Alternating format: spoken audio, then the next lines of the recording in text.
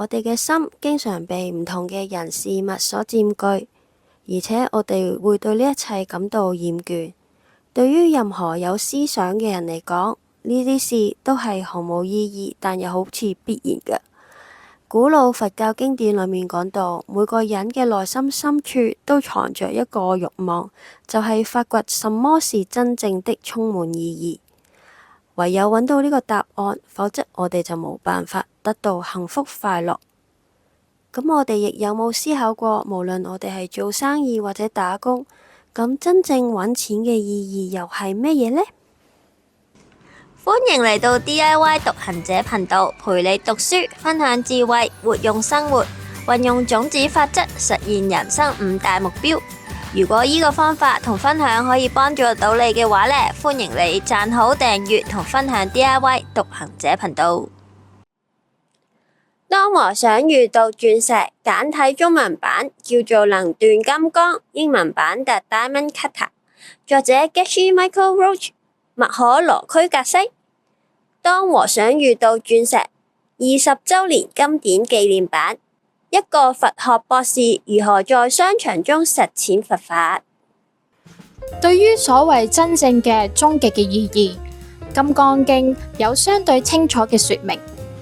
佛陀描述一個人立下誓願，要使宇宙中每一個生物都獲得完全嘅快樂，也就是最高層次嘅涅槃。喺佛教當中，呢種誓願被認為係所有快樂嘅源頭。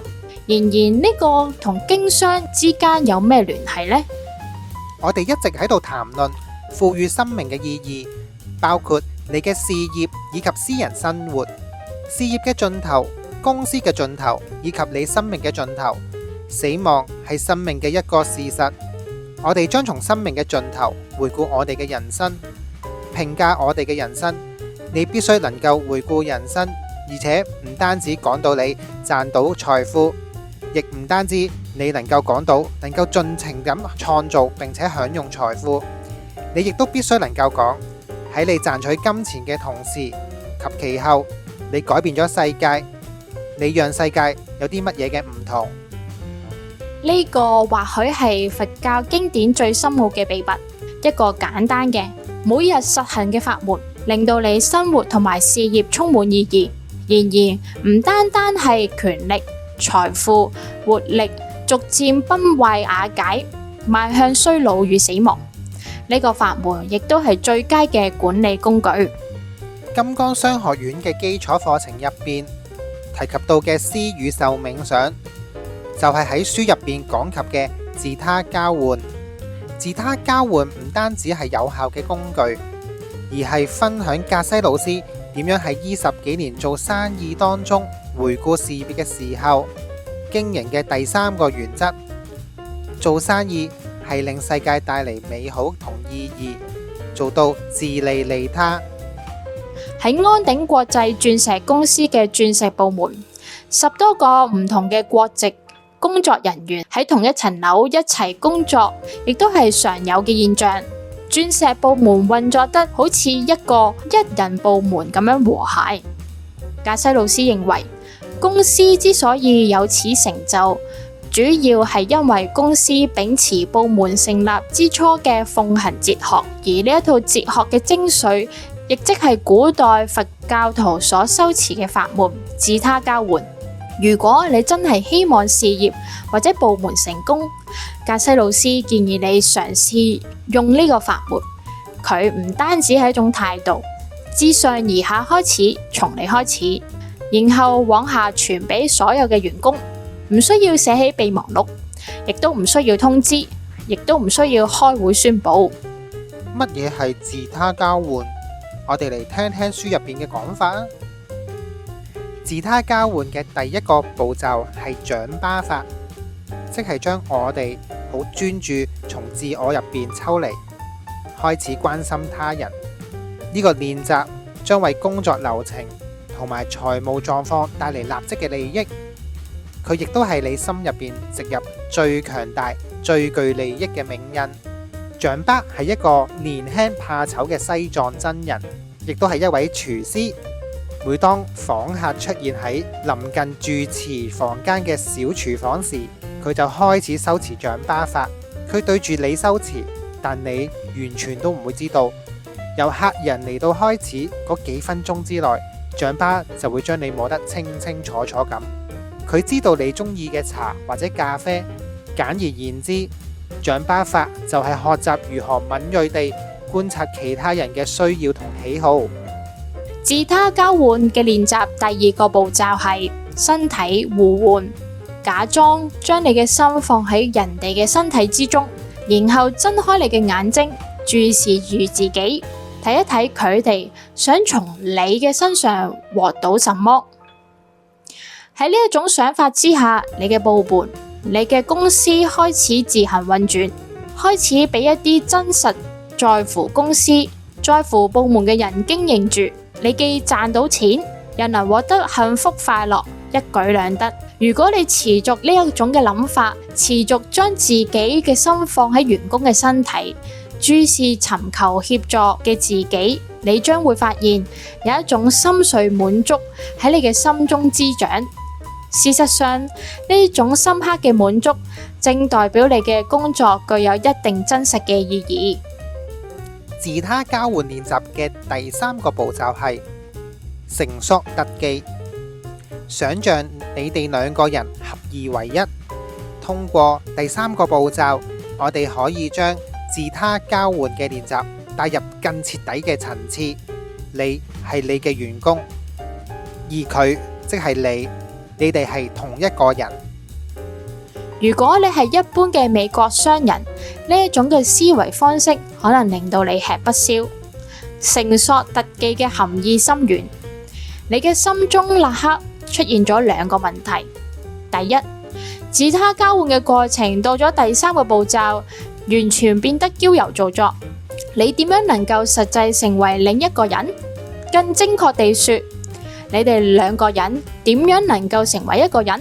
然而，佢完全係可能嘅，可以發生嘅。而佢成為可能嘅關鍵係隱藏於佛陀嘅開示之中。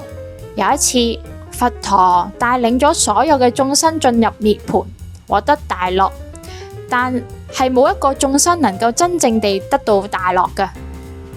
為咗了解佛陀嘅開示，等我哋回到關於創造財富嘅討論，返到你何以面對某種境遇嘅原因。我哋一而再咁講，圍繞喺我哋周圍嘅事物係中性嘅，如同空白嘅螢幕一樣。呢樣就係所有事物嘅潛能。對你嚟講，一個咆哮嘅上司係令人唔開心、不悅嘅。但係對於坐喺你身邊嘅人嚟講，上司或者係令人開心、討人歡喜嘅。呢個其中存在係上司嘅空性同上司嘅潛在可能。換句話嚟講，上司基本上係中性嘅。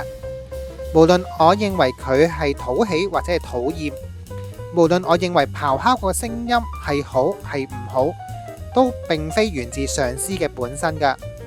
更確切地說，嗰個我心中銘印發生作用嘅結果，係我過去對他人所作嘅善行或者惡行存留咗潛意識嘅銘印所造成嘅結果。現在呢啲嘅銘印進入咗意識層面，事實上應該係創造咗我看待世界嘅看法。嗰個咆哮嘅上司，只係我眼中世界嘅一小部分。暫時忘記嗰個咆哮嘅上司老闆，等我哋回頭望一望嗰個被罵嘅可憐蟲，嗰個可憐嘅我。如果事物嘅潛能係真實嘅，銘印嘅影響係真實嘅，咁我同嗰個咆哮嘅上司唔係就係一模一樣？換句話講，我看待自己嘅方式，以及我看待咆哮上司嘅方式，都受到相同原因嘅驅使。我睇自己嘅方式，以及我睇到佢嘅方式，都係源自相同嘅原因。我對自己嘅觀感源自心入邊嘅銘印。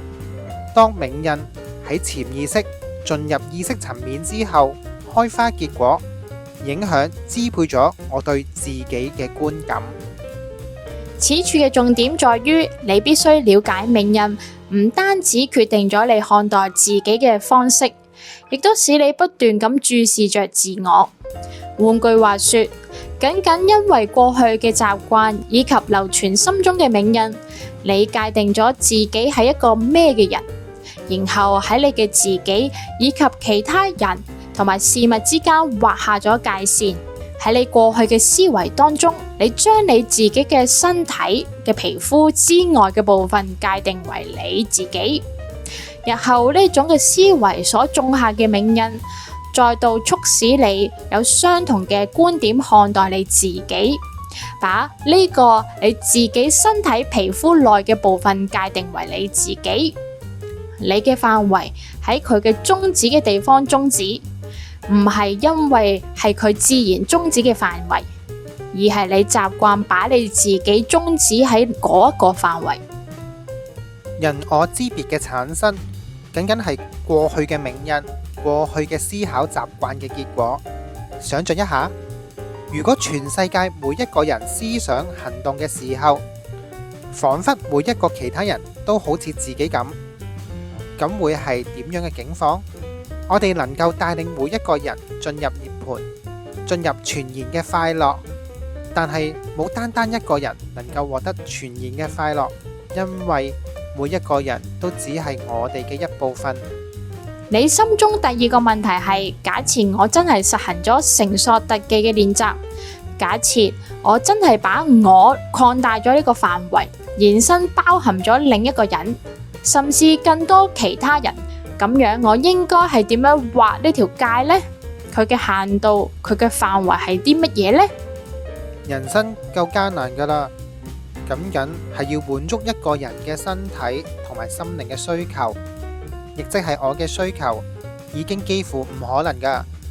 如果照顧我自己都咁艱難，如果努力保持我自己身體健康，免於衰老疾病都咁艱難，如果呵護自己嘅心靈，免於崩潰都咁艱難，咁我點樣能夠再將另一個人或更多人當成真正嘅我嚟照顧？我邊有方法？邊度嚟嘅能力？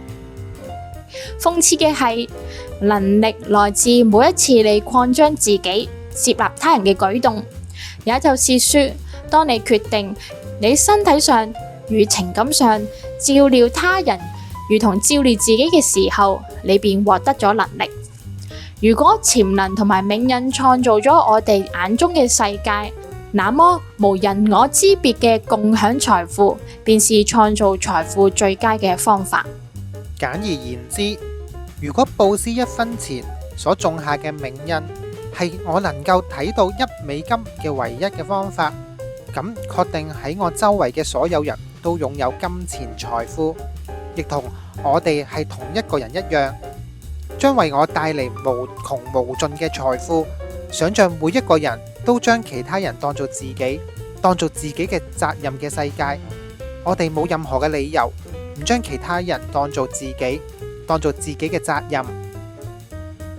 一個聰明理智嘅人讀到呢一度嘅段落之後，能夠感受到我哋切入咗重點，克服忽略他人嘅習慣，將我嘅範圍擴大，納入所有嘅員工以及周圍喺我身邊嘅每一個人，不是為了他人而工作，而是仿佛沒有他人一般，不分人我哋工作，這就是真正的快樂，真正的滿足。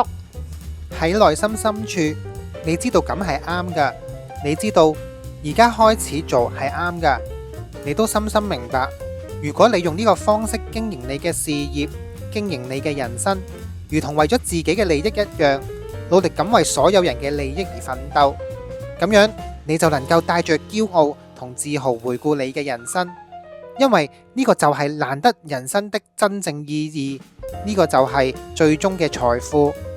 聽到呢度，大家有冇認真思考過揾錢嘅意義係啲咩呢？